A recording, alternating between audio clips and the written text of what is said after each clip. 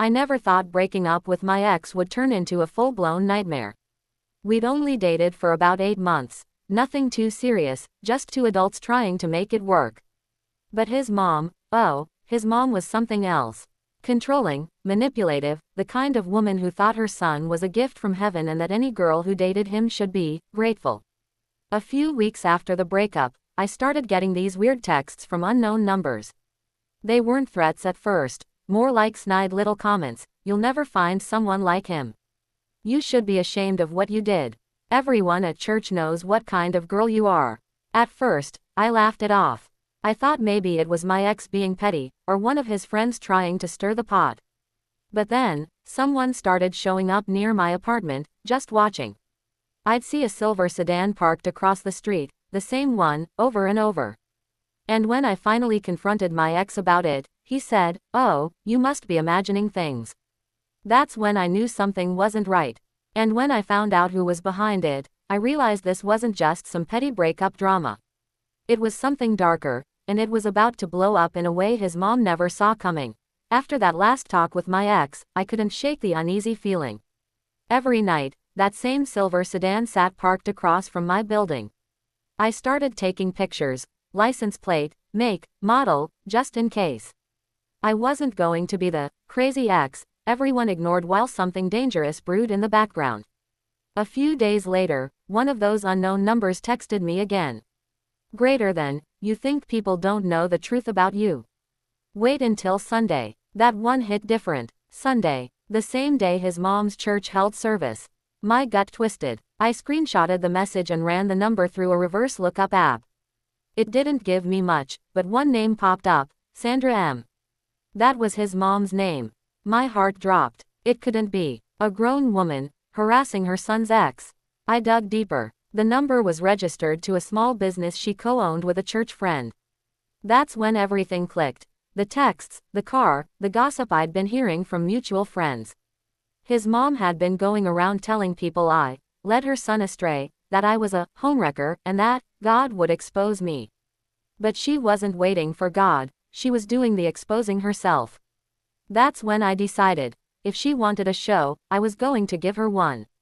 Only this time, it wouldn't be me getting exposed. By this point, I was done being scared. I was angry, furious, actually. I hadn't done anything wrong, yet this woman was painting me as some evil temptress who destroyed her son's life. The irony, her son cheated on me. Twice. And she still thought I was the problem. So, I decided to fight back, the smart way. I started saving every text, every voicemail, every message from fake Facebook accounts that I knew she or her little church friends were behind. One night, I even followed that silver sedan from a distance. My hands were shaking the whole time, but I needed to know for sure. The car led straight to her house. I almost laughed. She didn't even try to hide it. Over the next few days, I reached out to a mutual friend, someone who still went to their church. I didn't tell her everything, just hinted that I'd been getting strange messages. She sighed and said, "Oh honey, you didn't hear it from me, but his mom's been talking about you nonstop. She says she's praying for your repentance." Repentance. For what? Leaving her son. That was the last straw. I printed out all the evidence, the texts, the phone records, even screenshots of her comments in a private church Facebook group.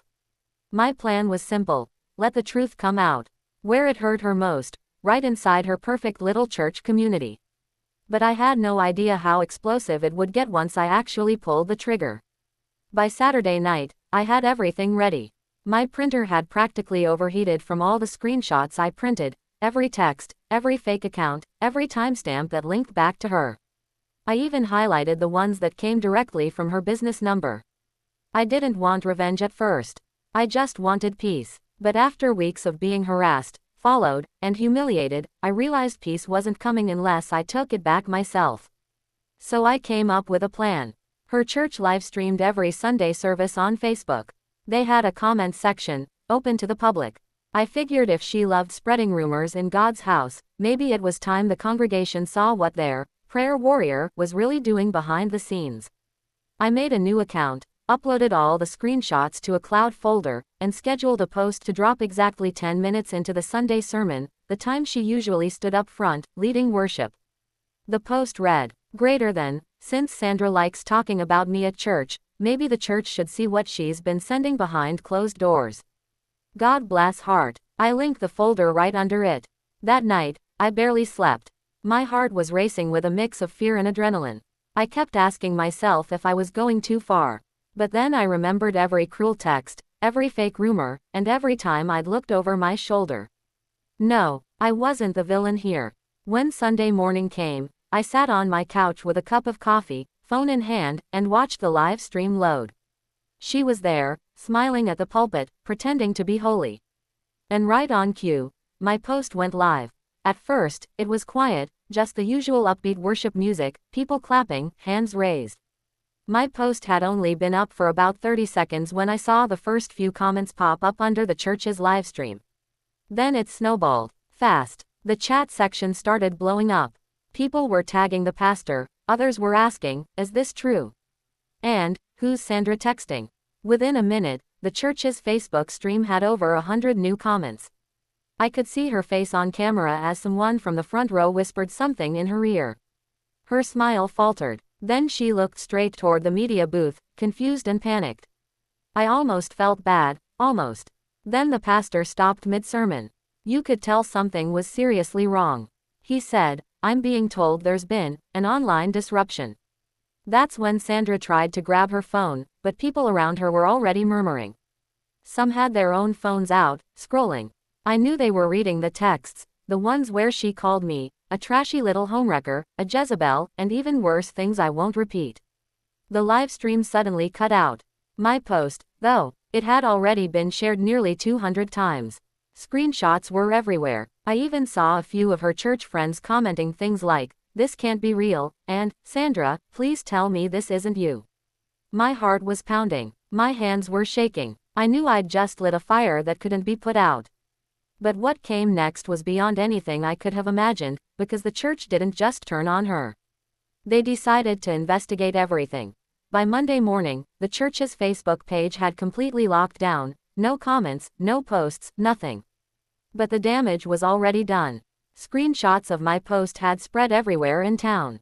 People were texting me, some to say they were sorry for what I'd gone through, others just looking for gossip. Then I got a message from someone I didn't expect, the church pastor himself. He was surprisingly calm, polite even. He said, I'd like to speak with you privately. We're reviewing some troubling allegations and need to understand the full picture. Part of me hesitated. I didn't owe anyone an explanation, least of all them. But I wanted them to see the truth. So I agreed to meet. When I walked into his office the next day, Sandra was there, sitting in the corner, red-eyed, pretending to be the victim. She couldn't even look me in the eye. The pastor motioned for me to sit, then asked me to explain everything. So I did, calmly. I showed the texts, the phone records, and even photos of the silver sedan parked outside my place. The pastor just kept nodding, his jaw tightening more with each piece of proof I handed him. When I finished, the room was silent. Then he turned to her and said, Sandra, these messages came from your business number. She stammered, tried to say someone hacked her phone. But I could tell from the look on his face, he didn't believe her. A few days later, I heard she'd been asked to step down from leadership roles pending further review. Translation: she'd been kicked out of her position at the church. I should have felt satisfied, but something inside me said it wasn't over yet, because when you humiliate someone who's built their entire life on fake perfection, they don't just accept defeat. They come for revenge. For about a week, things were quiet. Too quiet. I thought maybe Sandra had finally accepted that her little crusade was over. The church had distanced itself from her, her friends were avoiding her calls, and she'd gone completely silent online. But if I'd learned anything, it was that silence from someone like her never meant peace, it meant plotting. One Friday night, I came home from work and found something stuffed under my apartment door, a letter, handwritten, in blue ink. My heart dropped the moment I saw the signature, Sandra M. The note was full of venom. She said I'd ruined her family's reputation, that I'd destroyed a good Christian man's life, and that God would make me pay. She even ended it with, "You think this is over, but it's only beginning." I immediately took photos and filed a report at the police station. The officer there took it seriously, especially after I showed him the other evidence from before. They said they'd document it as harassment and advised me to stay alert. A few days later,